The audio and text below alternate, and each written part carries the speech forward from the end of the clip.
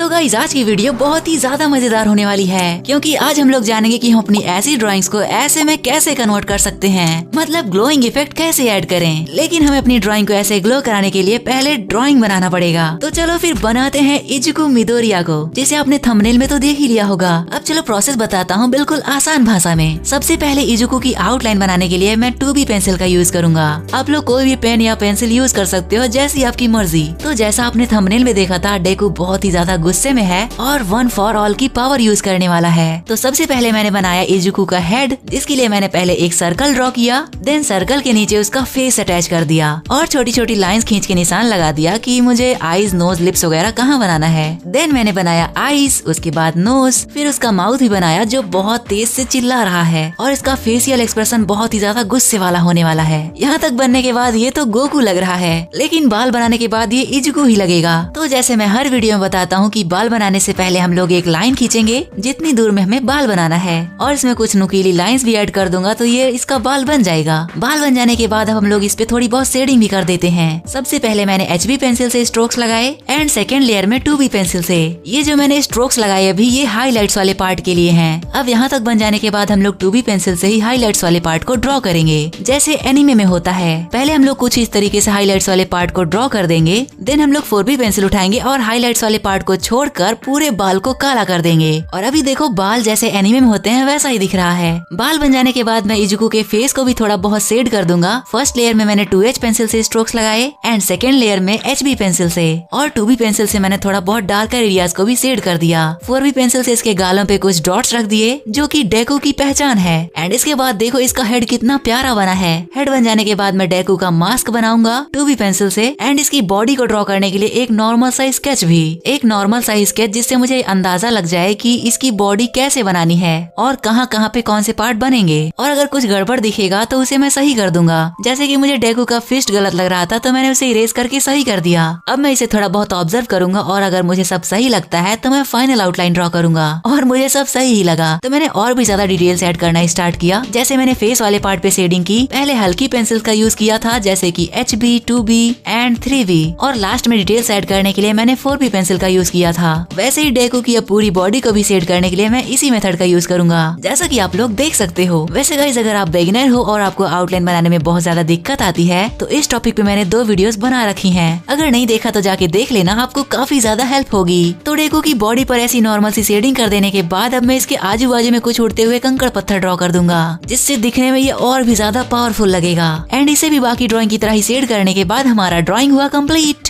मतलब अभी तो सिर्फ ये ड्राइंग कंप्लीट हुआ, अब बारी है ग्लोइंग इफेक्ट ऐड करने की, जिसके लिए पहले हम लोग इस ड्राइंग की फोटो खींच लेंगे अपने फोन में, क्योंकि अब हम लोग फोन में ड्राइंग करेंगे। जिसके लिए मैं यूज करूंगा ये स्टाइलस पेन, जिसे मैंने फ्लिपकार्ट से ऑर्डर किया था 320 रुपए का। तो स्टाइलस पेन को मैंने यहाँ पे टैग कर दिया, आप लोग जाके देख सकते हो। वैसे स्टाइलस पेन की जगह पे आप अपनी फिंगर से भी ये काम कर सकते हो, बस थोड़ा सा टाइम लगेगा। तो अब हम लोग ओपन करेंगे IBIS पेंट ऐप एंड ये 3:4 वाला कैनवास सिलेक्ट कर लेंगे 4K क्वालिटी में। पेज ओपन होने के बाद हम लोग यहाँ लेयर्स पे क्लिक करेंगे, देन यहाँ पे कैमरा वाले ऑप्शन पे क्लिक करके अपनी ड्राइंग इमेज को इंपोर्ट कर लेंगे और अच्छे से क्रॉप करके कैनवास पे फिट कर देंगे। देन ड्राइंग इमेज वाली लेयर को सबसे नीचे कर देंगे एंड यहाँ से फिल बकेट टूल सेलेक्ट कर लेंगे, और हाँ ऊपर वाली लेयर को सिलेक्ट करके उसका ब्लेंडिंग मोड मल्टीप्लाई पर सेट कर देना। देन यहाँ बकेट के बगल वाले आइकन पे क्लिक करना और रेफरेंस लेयर में करंट लेयर को सिलेक्ट कर लेना। इसके बाद ब्लैक कलर लेके ड्राइंग पर टैप करना तो पूरी ड्राइंग काली हो जाएगी। इसके बाद फिर से लेयर वाले ऑप्शन में जाना और इस मल्टीप्लाई वाली लेयर की ओपेसिटी को 50% पे सेट कर देना। इससे क्या होगा कि ड्राइंग में एकदम से अंधेरा टाइप का हो जाएगा।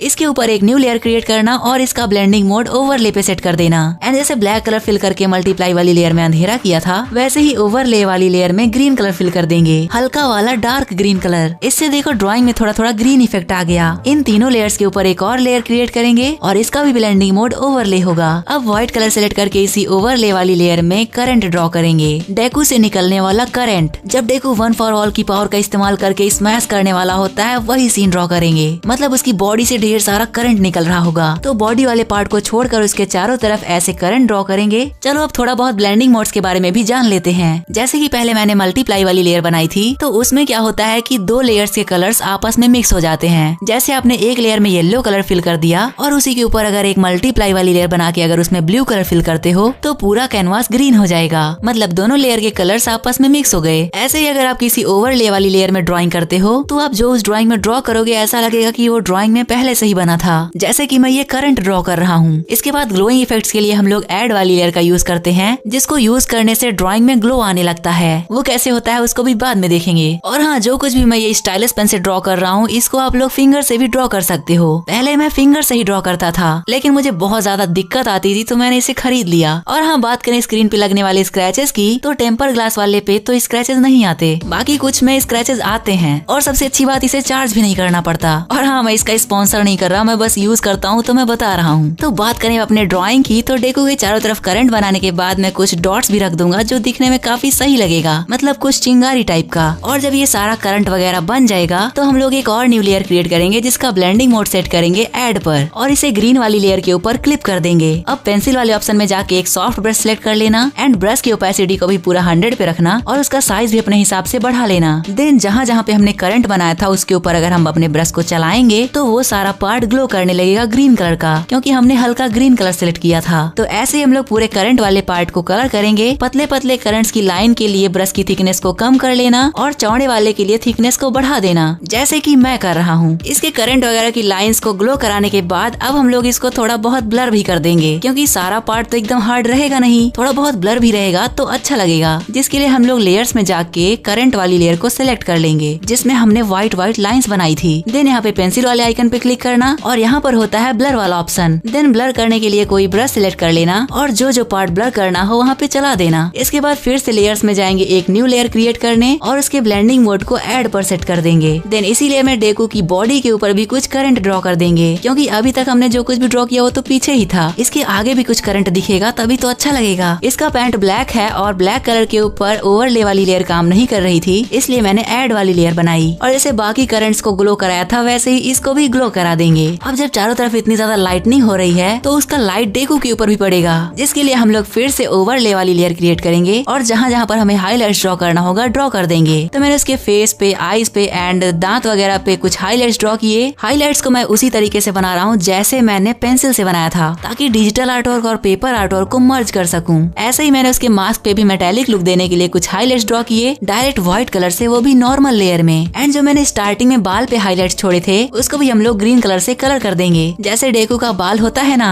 वैसे ही। तो इसे भी मैंने फटाफट से कलर कर दिया और इसके लिए मैंने स्टेबलाइजर को भी ऑन किया है। जो ऊपर के साइड एक पंजा वाला ऑप्शन है उसी में स्टेबलाइजर का ऑप्शन होता है, उसको अपने हिसाब से कम ज्यादा कर सकते हो। ऐसे ही मैंने कुछ और छोटी मोटी डिटेल्स ड्रॉ की एंड लास्ट में मुझे लगा कि अगर इसके आजू बाजू में कुछ ब्लैक कलर कर दूंगा तो ये और ज्यादा कूल दिखेगा। तो मैंने ड्राइंग वाली लेयर को सिलेक्ट किया जो सबसे नीचे है एंड एक स्मूथ ब्रश की थिकनेस को किया फुल एंड सेलेक्ट किया डार्क ग्रीन कलर और ड्राइंग के किनारे किनारे मैंने इससे डार्क कर दिया, जिससे लाइटनिंग इफेक्ट और भी ज्यादा मस्त लगने लगा। एंड इसी के साथ हमारा ये आर्ट वर्क हुआ कंप्लीट। आई होप आपको ये ड्राइंग पसंद आया होगा। अगर पसंद आया तो लाइक करना एंड कमेंट्स बताना कि क्या मुझे ग्लो आर्ट पे और भी ट्यूटोरियल्स बनाने चाहिए। बाकी आज के लिए बस इतना ही, फिर मिलते हैं किसी नेक्स्ट वीडियो में, तब तक के लिए बाय बाय।